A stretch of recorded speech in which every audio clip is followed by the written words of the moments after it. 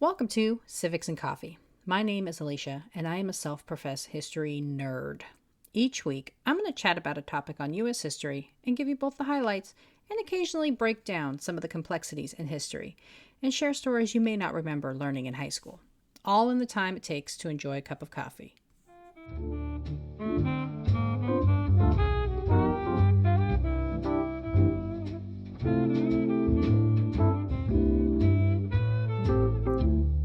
Hey peeps, welcome back. When I visited Washington, D.C. a few years back, one of the items on my to-see list was the Library of Congress. As a huge history dork, I wanted to see the millions of volumes collected over the last 200 plus years. Unfortunately, among all the 400 other must-see items, I missed my chance. But this week, I wanted to dive into the history of the Library of Congress. What is the Library of Congress? When did it start? What does it do? Grab your cup of coffee, peeps. Let's do this. You might be surprised to learn the Library of Congress is not just one building. The library comprises several buildings, all used to house the millions, and I do mean millions, of volumes of work from around the world.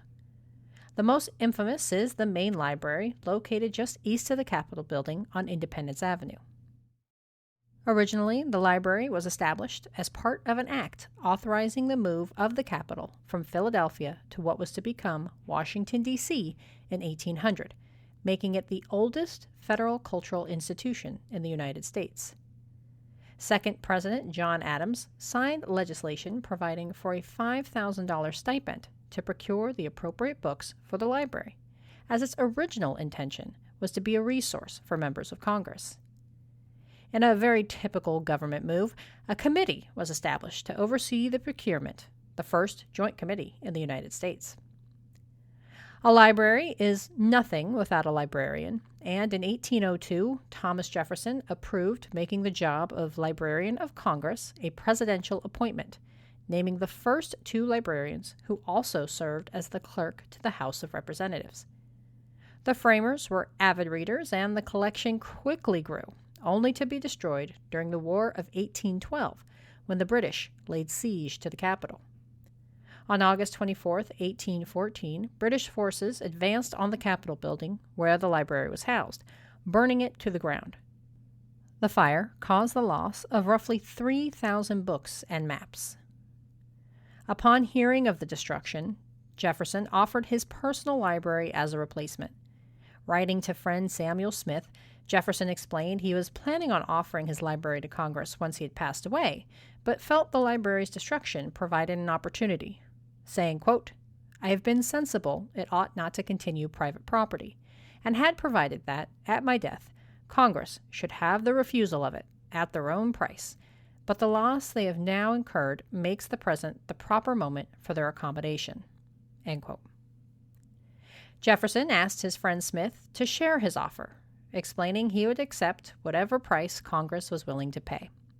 Congress took him up on his offer, and for just under $24,000, they acquired 6,487 books. That comes out to just about $4 a book. Score! Unfortunately, parts of Jefferson's collection was also lost when another fire, this time in 1851, destroyed roughly 35,000 volumes, 2/3 of which were books from Jefferson's library. This second loss prompted some remodeling, where a cast iron fireproof room was put in the Capitol's west front in 1853. Ainsworth Rand Spofford, who served as Librarian of Congress from 1864 to 1897, was the first to push for the library to be accessible to the general public and to call for a separate site dedicated to the library. Books were crowding the Capitol, and as their volumes increased, the need for a separate building became evident. Dedicated to making the library a national, not political institution, Spofford convinced Congress to fund construction of a separate building to the tune of $6.5 million. At its opening in 1897, the Library of Congress was the largest library in the world and was finally open to the public. The library didn't just collect books. It also held the papers of several founding fathers, including Alexander Hamilton and Benjamin Franklin, whose personal papers were previously housed at the State Department. Thanks to an executive order signed by Teddy Roosevelt in 1903, the library not only gained access to the papers of the Founding Fathers, but also the remaining records of the Continental Congress.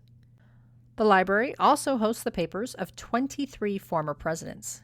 Even the Declaration of Independence and the Constitution were housed at the library before being relocated to the National Archives in 1952. The library continued to expand and require more space to house its massive holdings. Beginning in 1928, the library increased its collections to hold items such as catalogs and research publications. In 1930, President Herbert Hoover signed legislation providing extra funding to construct an annex, now known as the John Adams Building. The building, opened on January 3, 1939, was connected to the main library through a pneumatic tube system so books could easily be transported from building to building in a short amount of time. There were even tunnels built underneath the Library of Congress's main building towards the Capitol. The tunnels, which were 6 feet high, 4 feet wide, and spanned 1,100 feet, included an electric conveyor system to transport the books from the library to the Capitol. These tunnels have since closed due to the construction of the Capitol Visitor Center. Since 1870, the library has also served as the main copyright office, which contributes to the ever-growing collection. It's continued to grow so rapidly that by 1960, another new space was needed to house the various volumes. The third location, known as the James Madison Memorial Building, is the largest library structure in the world and contains 1.5 million square feet of space. As someone who is constantly dealing with books piling up everywhere, I can only dream of enjoying that amount of space. And though it's open to the public, the Library of Congress does not function as your typical local library. It is considered a research library, meaning you are more than welcome to come in and review the various volumes. However, you are not allowed to check anything out. It seems only a select few high-ranking government officials are given such distinction. I mean, why can't I check out the papers of Susan B. Anthony? Jeez. Not quite done expanding, the library added a fourth location, the Packard Campus for Audiovisual Conservation. Donated in 2007, the campus houses all of the movie, television, and sound collections of the library. This location is not even in D.C. Instead, the campus sits some 70 miles away in Culpeper, Virginia. I also found reference to a storage facility in Fort Meade, Maryland. One of the coolest updates to the library is their efforts to digitize their content. Since the 90s, the Librarians of Congress have worked to make their collection more widely available by posting scanned copies of newspapers, posters, and other reference material on their website. I love having access to this material and often check the library's website for any primary source material I can use for these episodes. The current Librarian of Congress is Carla Hayden. Appointed in 2016, Hayden is the first African American appointed to the role and has been a champion of digitizing the library's collection as well. In her welcome message on the Library of Congress's website, Hayden writes, quote, "The library preserves and provides access to a rich, diverse, and enduring source of knowledge to inform, inspire, and engage you in your intellectual and creative endeavors." End quote. The library is in the middle of a 4-year work effort to further expand and build upon their digital collection. And I think all the history nerds outside of the DC area agree when I say, yes, please! Today, the library houses over 170 million volumes and remains the largest library in the world. It will only continue to grow as the library receives 15,000 deposits per workday and catalogs 10,000 of them. Anything the library does not maintain is shared with other agencies, libraries, and educational institutions. Nearly half of their collection of books are in languages other than English, representing roughly 470 languages. Something I also found fascinating in my research is that the library's offices aren't relegated to just the United States. Since 1962, the library has held international offices to aid in their collection efforts. As I've hinted throughout the episode, the library does not simply hold books and personal papers. It also maintains the National Film Registry, the Copyright Office, and houses over 17 million images. They even started collecting tweets before realizing the workload, later announcing they would only archive, quote, selected tweets. I sure hope none of mine make the cut.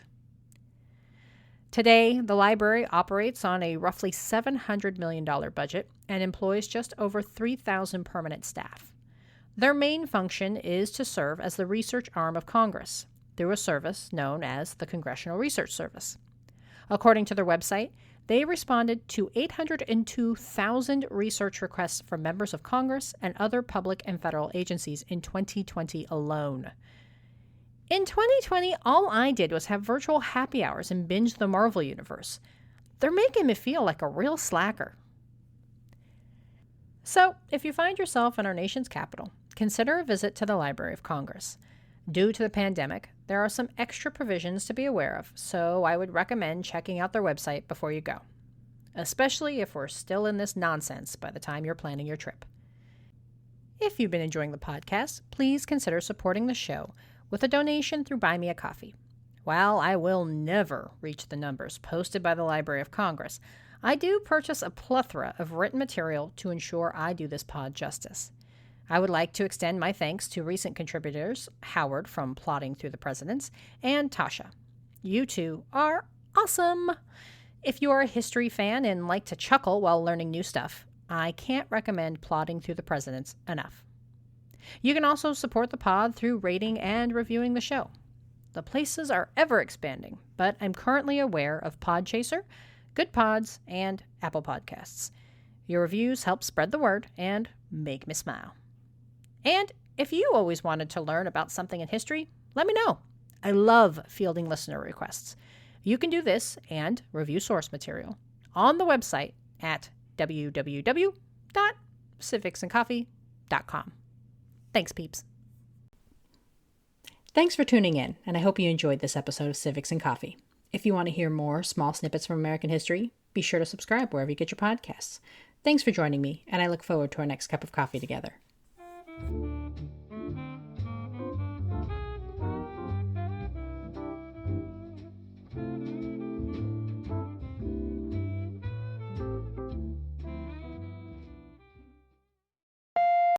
Ainsworth Rand Spofford. The library didn't just collect books. It also held appointed. And the library didn't just collect books. Also, the library also hosted the paper.